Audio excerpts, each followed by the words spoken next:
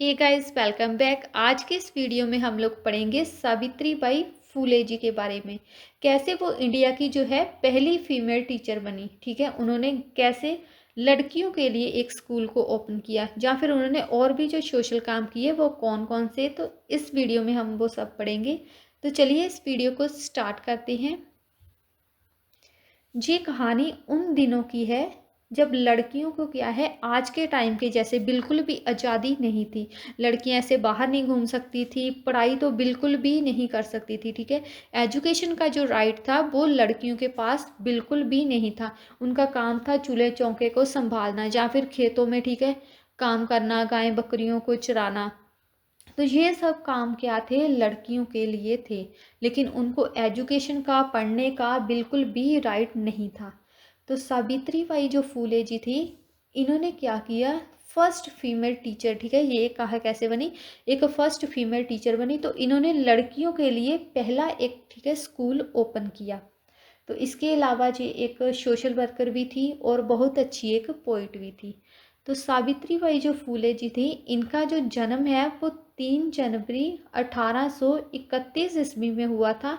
कहाँ हुआ था, नैगांव, जो कि सातारा महाराष्ट्र के एक डिस्ट्रिक्ट है, वहाँ पर हुआ था। तो इनके जो पिताजी थे खंदोजी नरवेसे पाटिल, वो क्या थे, एक माली थे। ठीक है, फूलों को जो बेचने का वो काम करते थे। और उस टाइम पे इस कास्ट को, ठीक है, अभी तो कास्ट सिस्टम नहीं है, किसी भी तरह की कोई जातिवाद नहीं है। तो उस टाइम पे क्या थे, ये इस जाति को, मतलब फूलों को, जैसे फूल बेचते हैं, तो इनको एक छोटी जात में रखा जाता है। तो इनका जो जन्म है वो एक छोटी जात के, ऐसे बोल सकते हैं कि एक छोटे से परिवार में हुआ था। तो इनकी जो माता जी का नाम था वो क्या था, लक्ष्मीबाई।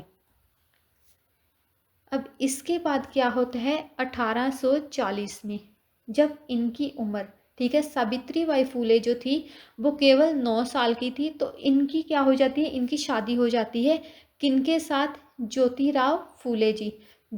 जो इनकी भी उम्र क्या थी, इनकी उम्र भी केवल 13 साल की थी। तो इन दोनों का एक तरह से जैसे सोचा जाए तो इन दोनों का क्या था, एक तरह का बाल विवाह था। ठीक है, चाइल्ड मैरिज, बाल विवाह।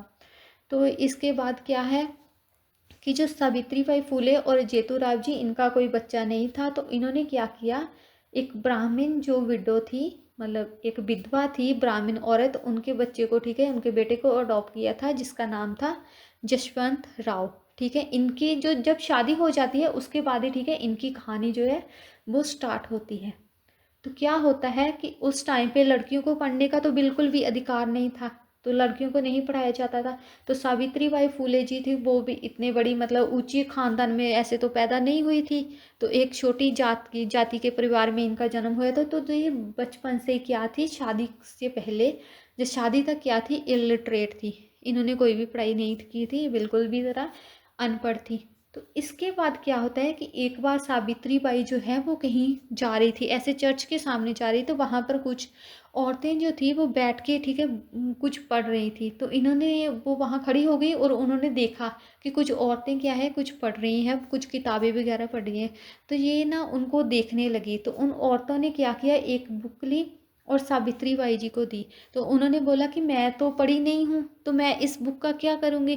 तो उन्होंने वो वापस दे दी। तो उन्होंने, औरतों ने बोला कि कोई बात नहीं, तुम इस किताब को रख लो और इसमें जो फोटो हैं, जो तस्वीरें हैं, तुम उनको देख लेना और खुश रहना। तो सावित्री बाई क्या है, उस किताब को लेकर अपने घर आ गई। तो आकर वो किताब को देखने लगी। जब उनके पति जो थे, जेतूराव फूले जी, ठीक है, जब उन्होंने ये सब देखा तो उनको बड़ा अच्छा लगा कि उन्होंने देखा कि सावित्री बाई जो है उनकी, मतलब पढ़ाई को लेकर कितनी ज़्यादा रुचि है। तो उन्होंने उस टाइम पे निर्णय लिया कि वो अपनी पत्नी को घर पर ही पढ़ाएंगे। तो जो ज्योतिराव जी फूले थे, उनके हस्बैंड, ठीक है, सावित्री बाई जी के जो हस्बैंड थे, उन्होंने घर पर ही उनको प्राइमरी एजुकेशन देना स्टार्ट किया। तो वो उनको घर पर ही पढ़ाने लगे। इसके बाद सावित्री बाई को अहमदानगर, ठीक है, भेजा गया। वहाँ से भी उन्होंने अपनी पढ़ाई की। उसके बाद पुणे से उन्होंने नॉर्मल जो स्कूल होते हैं उसकी ट्रेनिंग ली।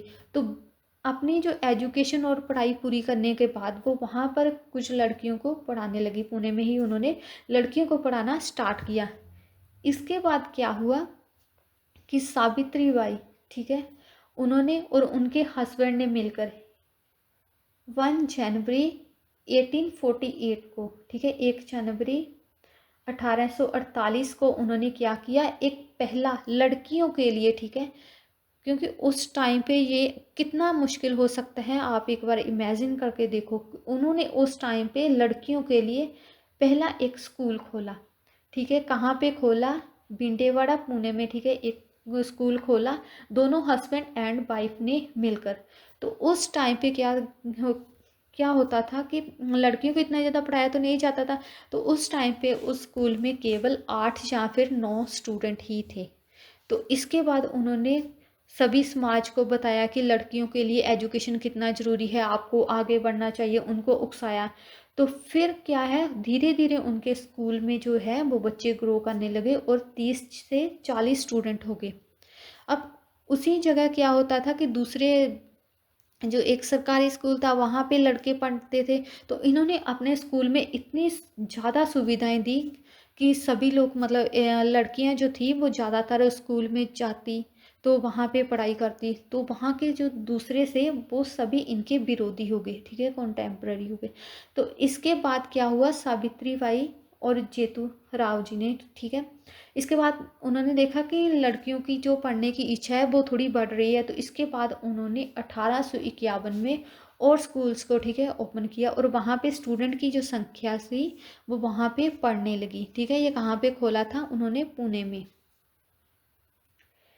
इसके अलावा, ठीक है, सावित्री बाई और उनके हस्बैंड ने जो लड़कियां हैं वो एक तो उनको पढ़ाने का काम किया, उसके बाद जो है जो लड़कियां विधवाएं हो जाती थी, ठीक है, अब कुछ लड़कियां हैं उनके बाल विवाह हुआ, जल्दी उम्र में शादी हो गई, तो 1-2 साल में ऐसा होता था कि कुछ लोगों के हस्बैंड की डेथ हो जाती थी, उनकी मौत हो जाती, तो उन्होंने उन लड़कियों को प्रेरित किया कि वो अपना लाइफ कैसे गुजारेंगी, ठीक है, इतनी बड़ी लाइफ है, जो छोटी उम्र में विधवाएं हो जाती हैं वो कैसे रहेंगी, क्योंकि समाज तो उन्हें उस जगह पे रहने नहीं देगा अच्छे से। तो इसलिए उन्होंने उनका दोबारा शादी करने के लिए उनको प्रेरित किया। तो उस टाइम पे क्या था, कास्ट सिस्टम था, टचेबिलिटी थी, तो हम लोग जो अमीर जात के लोग हैं उनको टच नहीं कर सकते थे, उनको शूद्र लोग उनको छू नहीं सकते थे, वो जब आते थे तो उनसे दूर रहना, तो दूर रहना पड़ता था ताकि उनके सामने ना आए। तो इन सभी कुरीतियों से भी, कृतियों के बारे में भी उन्होंने लोगों को अवेयर किया। अगला है सामाजिक मुश्किलें। अब एक ऐसा टाइम जहाँ पे लड़कियों को कोई भी अधिकार नहीं है, उनको केवल चूल्हे चौके का काम दे रहे हैं कि जाओ, तुम्हारा यही काम है, तुम खाना बनाओगी, ये करोगी, खेतों में काम करोगी। तो उस टाइम पे एक ऐसे समाज में, ठीक है, स्कूल को ओपन करना इतना इजी तो नहीं था। तो इसकी वजह से क्या हुआ, जब उन्होंने स्कूल खोला सावित्री बाई ने, तो सभी लोग क्या थे, उनके विरोधी हो गए, स्पेशली जो ऊंची जात वाले जिनको बोला जाता था वो इनके विरोधी हो गए। अब जैसे ही सावित्री बाई, ठीक है, अपने घर से निकलती स्कूल जाने के लिए, तो वो उनके ऊपर गंदगी, कीचड़, गोबर, ठीक है, पत्थर वगैरह फेंकते थे, तो उनकी जो साड़ी थी वो भी गंदी हो जाती थी। तो ऐसा बोला जाता था कि सावित्री बाई जो है वो अपने थैले में एक और साड़ी लेकर जाती थी। तो पहले स्कूल में जाती थी तो वो अपनी साड़ी को बदलती थी, फिर लड़कियों को पढ़ाती थी, और उसके बाद क्या है, दूसरी साड़ी पहनकर घर को आती थी, क्योंकि उनको पता था कि रास्ते में फिर ये लोग उनके ऊपर पत्थर वगैरह मारेंगे, या फिर कीचड़ या फिर गंदगी, ठीक है, फेंकेंगे। तो आप सोच सकते हैं कि उस टाइम के ज़माने के लोगों की क्या मानसिकता थी, क्योंकि आज से आज से लगभग अगर हम लोग 150-200 साल पहले, तो ऐसा माना जाता है कि लड़कियों के लिए स्कूल खोलना बिल्कुल एक पाप था, कि लड़कियों को बिल्कुल भी पढ़ने का अधिकार नहीं था, क्योंकि लोग ये नहीं मान रहे थे कि जो लड़कियां हैं वो लड़कों के बराबर आकर कुछ काम करें, क्योंकि अगर उनको नॉलेज हो जाएगी, वो पढ़ लिख जाएंगी, तो वो लड़कियों लड़कों के बराबर हो जाएंगी। तो वो ऐसा समाज बिल्कुल भी नहीं था। लेकिन सावित्री बाई जो है वो उनका विरोध नहीं करती थी, वो उनको यही बोलती थी कि मैं जो है वो एक अच्छा काम कर रही हूँ, नेकी का काम कर रही हूँ, तुम्हारी ही बहू बेटियों को क्या कर रही हूँ, पढ़ा रही हूँ, एजुकेट कर रही हूँ। तो इसीलिए वो इसका विरोध नहीं करती थी। सो वो अब नेक्स्ट है और जो सामाजिक बुराइयां थी, जैसे कि चाइल्ड मैरिज, ठीक है, बाल विवाह हो जाते थे उस टाइम पे लड़कियों और लड़कों के, ठीक है, जल्दी से जैसे ही वो थोड़े से बड़े हो जाते थे उनको बाल विवाह करा दिया जाता था। तो इनके विरुद्ध भी उन्होंने आवाज़ उठाई। इसके अलावा सती प्रथा, सती प्रथा क्या थी कि जब किसी लड़की के हस्बैंड की डेथ हो जाती तो उनको जिंदा, ठीक है, उसके साथ ही हस्बैंड के साथ जला दिया जाता था। तो इसका भी इन्होंने विरोध किया। इसके बाद जातिवाद, ठीक है, भेदभाव, छुआछूत, ये सभी लोगों को एक साथ में बिठाती थी और बोलती थी कि देखो हम लोग साथ में बैठे हैं, तो ऐसे कुछ फर्क नहीं है हम लोगों में, क्योंकि भगवान ने हम लोगों को सिमिलर और सेम बनाया है। तो इन सब चीज़ों से भी लड़ी। तो इसके अलावा सावित्री बाई ने एक शेल्टर, ठीक है, एक आश्रम बनाया, किसके लिए, डेस्टिट्यूट वुमेन के लिए, 1864 में, ठीक है। उस टाइम पे औरतों को बिल्कुल भोग की वस्तु माना जाता था। तो कोई भी आता था, औरतों का रेप हो जाता था। तो रेप के बाद जब वो प्रेग्नेंट होती थी, ठीक है, प्रेग्नेंट होती थी, तो लोग, समाज उनको स्वीकार तो करेगा नहीं, और उनको क्या किया जाता, मार दिया जाता था, मरने के लिए मजबूर किया जाता था। तो उन्होंने ऐसी औरतें जो प्रेग्नेंट हो जाती थी उस टाइम रेप के बाद, तो उनके लिए एक शेल्टर ओपन किया, उनके लिए एक आश्रम बनाया कि तुम आओ, यहाँ पे आके तुम अपने बच्चे को जन्म दे सकती हो। और जन्म देने के बाद अगर तुम्हें अपने बच्चे को अपने साथ रखना है, या फिर तुम्हें आगे अपनी लाइफ के लिए, जैसे तुम अगर उसको अपने पास नहीं रख सकती, उसका पालन पोषण नहीं कर सकती, तो तुम उस बच्चे को यहीं पे छोड़ के जा सकती हो। ये आश्रम खुद उसका पालन पोषण करेगा। तो ऐसी महान औरत थी सावित्री बाई फूले जी। इसके बाद क्या होता है, 28 नवंबर 1890 में महाराष्ट्र पुणे में इनमें से एक क्रांतिवीर की मौत हो जाती है, जेतुराव फूले जी।